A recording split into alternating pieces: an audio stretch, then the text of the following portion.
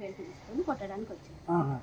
నా షాపుని కొట్టకరా, నేను కొట్టినా కొట్టుకుంటా, పెట్టినా పెట్టుకుంటా, నా షాపు మీద నువ్వు చెయ్యొద్దు అనేసి దొబ్బాడు.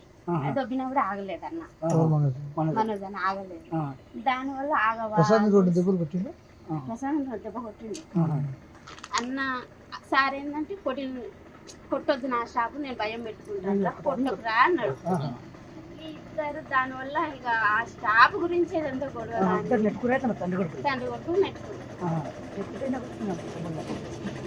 అసలు దెబ్బలు తగ్గలేదు, దెబ్బలు తగ్గలేదు, ప్లే చేస్తున్నారు. దెబ్బలు తగినంత ఇది ఏం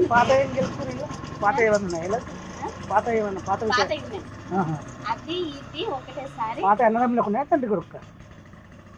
అన్నదమ్ములకు మంచి బద్దలు ఉన్నాయి. ఈమెను మౌనిక మేడం చేసుకోవడం ఇష్టం లేదు, ఫస్ట్ నుండి వాళ్ళకి ఇష్టం లేదు. దానివల్ల కొంచెం వాళ్ళు ఫస్ట్ నుండి డిస్టర్బెన్స్ ఆ విషయం మీద. ఎవరికో బాబు ఉన్నాడు, ఆల్రెడీ బాబు ఉన్నాడు కాబట్టి వాళ్ళకి ఇష్టం లేదు. ఇంకా దానివల్ల అది జాబు వల్లనే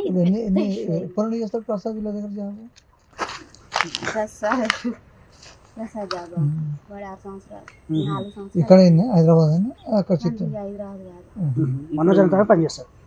సార్ దగ్గర. ఇంట్లో ఎవరెవరు ఉన్నారు? మనోజ్ ముందు, మౌనిక ముందు, అమ్మ ముగ్గురు. సార్ లేడా?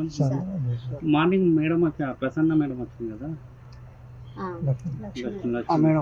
మధ్యాహ్నం అంటే ఏమన్నా సంజాయించిందా లేకపోతే చెప్తుంది ఇంకా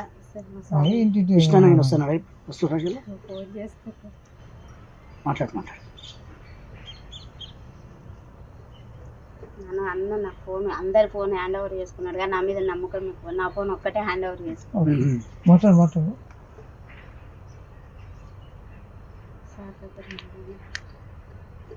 ఎన్ని గంటలకు అయింది? నైట్, శనివారం నైట్. అంతేనా? ఇక్కడ ఇంకా సారు ఇక్కడ ఏం జరుగుతుందో తెలుసుకోరాని ఫోన్ చేద్దాం అన్న. రాడు, నాకు తెలిసి మా విష్ణు అన్న రాడు. కానీ ఈయన భయం ఏంటంటే, విష్ణు అన్న ఏంటంటే సారు మీద చెయ్యేసిన ఎవరన్నా ఏమన్నా అన్న ఒప్పుకోడు.